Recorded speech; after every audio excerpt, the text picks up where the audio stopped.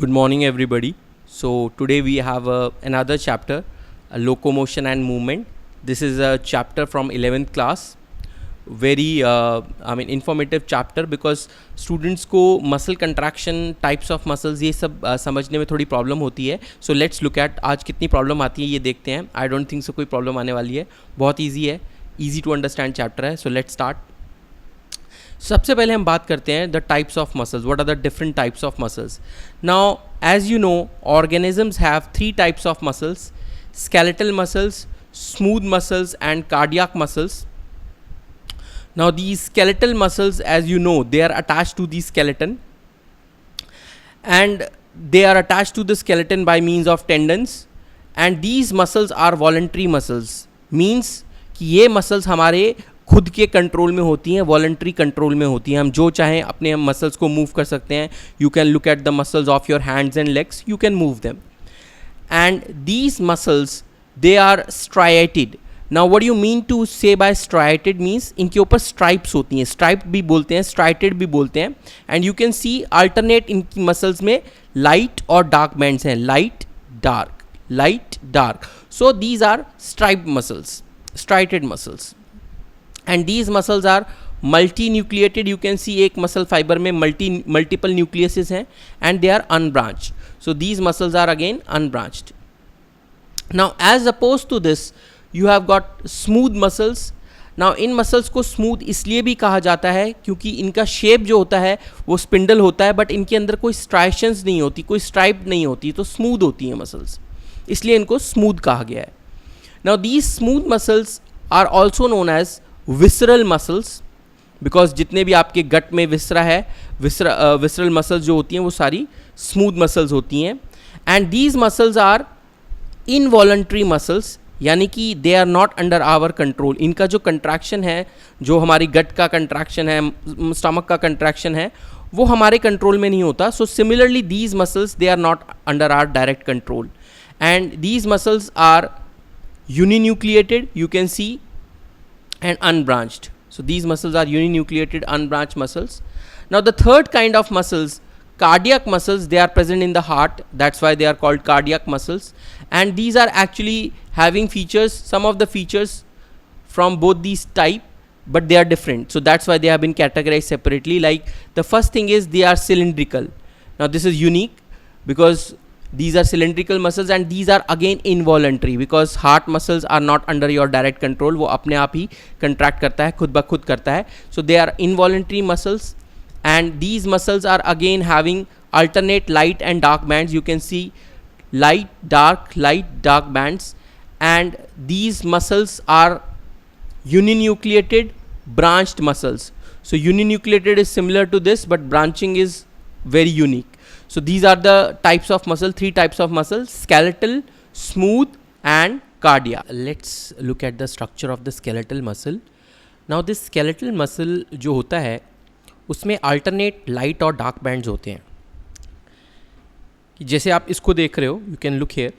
So you have a dark band here और उसके बाद एक light band, dark band, light band. Now dark band को हम dark इसलिए बोल रहे हैं क्योंकि डार्क बैंड के थ्रू जो लाइट है वो पास नहीं होती है. ठीक है, अगर आप इसको देखेंगे, सो डार्क बैंड से लाइट पास नहीं होती है. So it is anisotropic to the light. It is does not allow the light to pass so easily. So that's why उसको एनाइसोट्रॉपिक की वजह से ए बैंड भी कहा गया है, डार्क बैंड को. जबकि लाइट बैंड के थ्रू जो लाइट है वो पास हो जाती है. So the light can pass through the this band.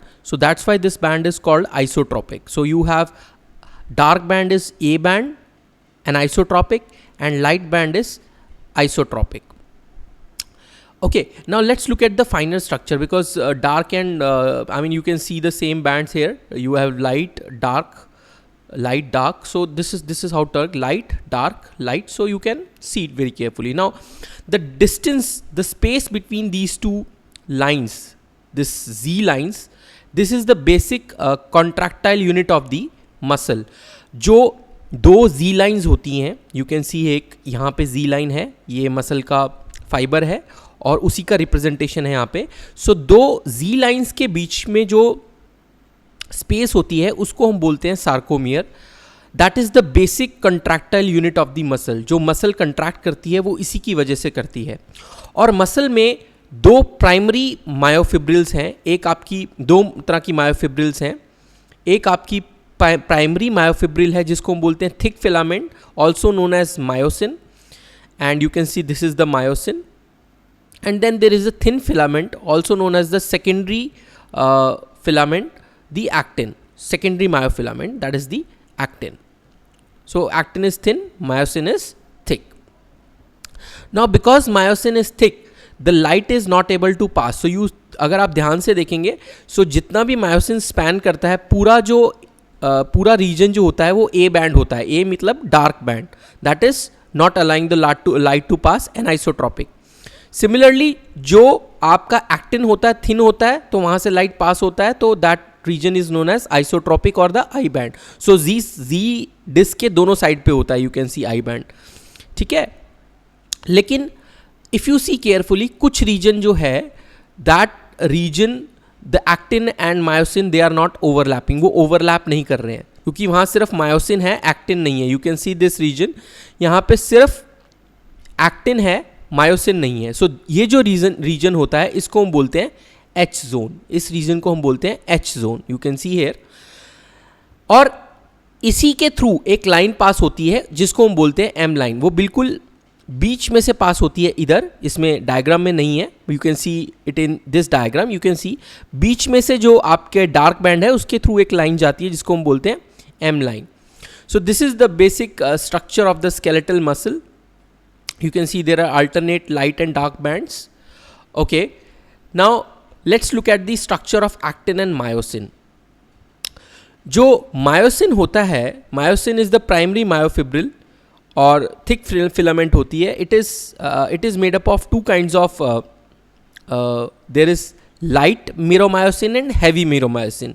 जो आपका myosin head होता है, it contains the heavy meromyosin, whereas the tail contains the light meromyosin. Now you need to understand कि myosin जो है, if you see here पूरी इस figure में, so ये जो छोटी छोटी प्रोट्रूजन्स आपको दिख रही हैं, these are the myosin heads, you can see here. और ये जो heads हैं ये एक्टिन के साथ बाइंड करते हैं, they actually attach to the actin, you can see here. और एक्टिन के साथ बाइंड करके they actually slide. So we'll come to that. So you see जो ये मायोसिन हेड है इस पे एक एक्टिन बाइंडिंग साइट है. You can see this region is the actin binding site. So there are two sides on each head. One is an actin binding site and then there is an ATP binding site. You can look into this diagram very carefully. The myosin head has two sides. Each myosin head, हर एक myosin head में दो sides होती हैं. एक actin binding site जिसके की through वो एक्टिन को बाइंड करेगा, यू कैन सी हेयर, और दूसरी ATP बाइंडिंग साइट जिससे कि वो ATP को बाइंड करेगा. बिकॉज एक्चुअली मायोसिन हेड जो होता है वो एक ATPase भी होता है. The myosin head is actually an ATPase. ATPase का मतलब है कि वो ATP को ब्रेक डाउन करता है और उसकी एनर्जी से वो अपना काम करता है. क्या काम करता है? बाइंड करके वो मूव करता है along the actin filaments, जिसके बारे में हम बात करेंगे स्लाइडिंग फिलामेंट थ्योरी में. But you need to understand कि myosin head is an ATPase. और ATPase का मतलब है it hydrolyzes ATP into ADP plus PI, और उसके साथ में कुछ एनर्जी रिलीज होती है which is used for doing the work. So this is the structure of myosin. Now let's look at the structure of actin. See, actin is made up of these small globules called the G-actin, globular actin. Now ये जो globular actin है ये एक दूसरे पे polymerize होके they form a fibrous molecule. You can see ये जो intertwined दो chains दिख रही हैं. So this is the fibrous actin जिसको हम बोलते हैं F-actin. F means fibrous. और actin के साथ दो और प्रोटीन्स इन्वॉल्व होते हैं. एक होता है ट्रोपोमायोसिन, यू कैन सी ये जो ट्रोपोमायोसिन है, और दूसरा होता है troponin. Now tropomyosin it basically slides into the actin, और वो मायोसिन और एक्टिन का इंट्रैक्शन को it does not allow the interaction of myosin heads with the actin normally. But जब troponin पे calcium bind करता है, when calcium binds to troponin, at that point of time your tropomyosin slides away and your myosin head binding sites are expose, यानी कि जब troponin पे calcium bind करता है तो ट्रोफोमायोसिन हट जाता है, और हटने की वजह से जो आपके एफ एक्टिन पे मायोसिन बाइंडिंग साइट्स हैं, मायोसिन हेड बाइंडिंग साइट्स हैं, वो एक्सपोज हो जाती है, जिससे कि मायोसिन बाइंड कर जाता है. About the sliding filament theory of muscle contraction. ये जो स्लाइडिंग फिलामेंट थ्योरी है मसल कंट्रैक्शन की, it was proposed by 3 scientists, A.F. Huxley, H.G. Huxley and J. Hansen in the year 1954. इन तीनों ने मिलकर ये मसल कंट्रैक्शन का थ्योरी प्रपोज किया था. Now muscle contraction is basically, this contraction happens because of the sliding of these 2 filaments.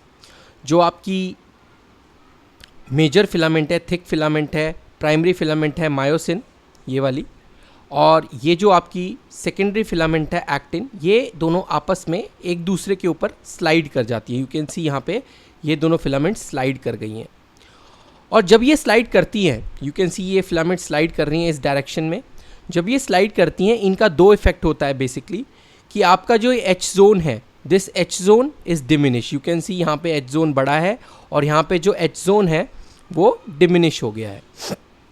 और दूसरा इसका रिजल्ट होता है कि जो distance between the 2 Z lines है वो भी डिमिनिश हो जाता है. जो सार्कोमियर है उसका जो लेंथ है वो कंट्रैक्ट कर जाता है, और वो इसलिए कर जाता है क्योंकि ये दोनों फिलामेंट्स आपस में एक दूसरे के ऊपर स्लाइड कर गई हैं. So let's look at this कि ये होता कैसे है, how does this happen.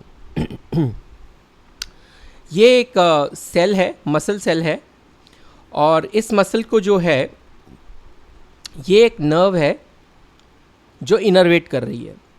So technically ये जो चीज़ है, this is your neuromuscular junction. This is a neuromuscular junction, जहाँ पे कि एक नर्व मसल सेल को इनर्वेट कर रही है. अब ध्यान से देखो कि जब नर्व इम्पल्स आएगा, एक्शन पोटेंशियल आएगा, तो एक्शन पोटेंशियल का इफेक्ट ये होता है कि आपका न्यूरोट्रांसमीटर, जो कि इस केस में एसिटाइल कोलिन है, वो रिलीज होता है, और रिलीज होके कहाँ आ जाता है, आपके साइनेप्टिक क्लेफ्ट में आ जाता है. यू कैन सी यहाँ पे आ गया है, और ये न्यूरोट्रांसमीटर फिर बाइंड करता है पोस्ट साइनेप्टिक क्लेफ्ट के रिसेप्टर से. और जब वो ऐसा करता है, जब वो पोस्ट साइनेप्टिक मेम्ब्रेन में अपने रिसेप्टर्स से बाइंड कर जाता है, तो उस टाइम पे there is opening of the calcium channels in the sarcoplasmic reticulum. Sarcoplasmic reticulum is the storage place for your calcium. Sarcoplasmic reticulum is basically smooth endoplasmic reticulum of your muscles. So calcium is released. अब ध्यान से देखो कि ये जो calcium आया है बाहर, कैल्शियम बाइंड करता है प्रोटीन ट्रोपोनिन से. If you go back to the structure of actin and myosin, so troponin से जाके कैल्शियम बाइंड कर जाता है.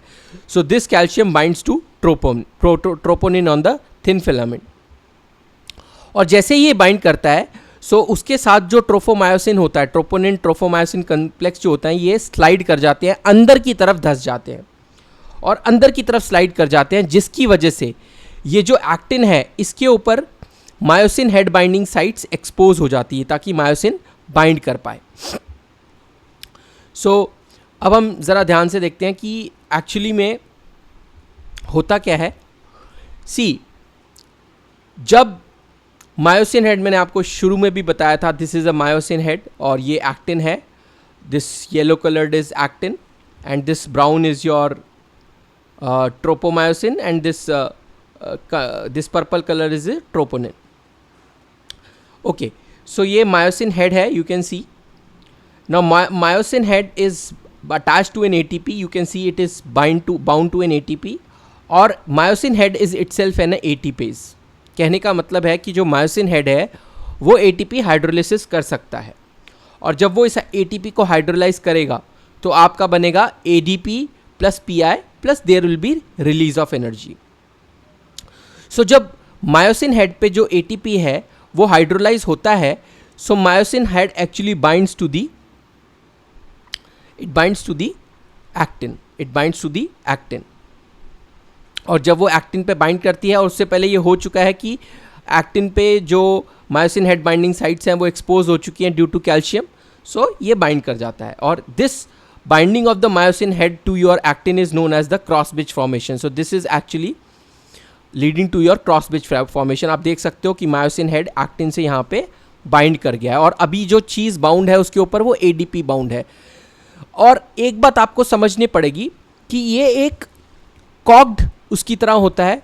पहले तो क्रॉस ब्रिज फॉर्मेशन हुआ, क्रॉस ब्रिज फॉर्मेशन के ऊपर इसमें एनर्जी होती है and this energy is actually use for the sliding. अब ये उस एक्टिन को अपनी तरफ खींचेगा। यू कैन सी ये पूरा का पूरा यहाँ से it moves in this direction, it using the energy, this cocked head actually moves और अपने साथ ये एक्टिन को भी स्लाइड करता है और स्लाइड करने के बाद ये उससे रिलीज हो जाता है और रिलीज होने के बाद से फिर से ये पूरा का पूरा साइकिल स्टार्ट होता है। और 3 ही इसमें मेन स्टेप्स हैं कि सबसे पहले एटीपी हाइड्रोलिसिस होती है और उसके बाद क्रॉस ब्रिज फॉर्मेशन होता है। Upon ATP hydrolysis there is cross bridge formation.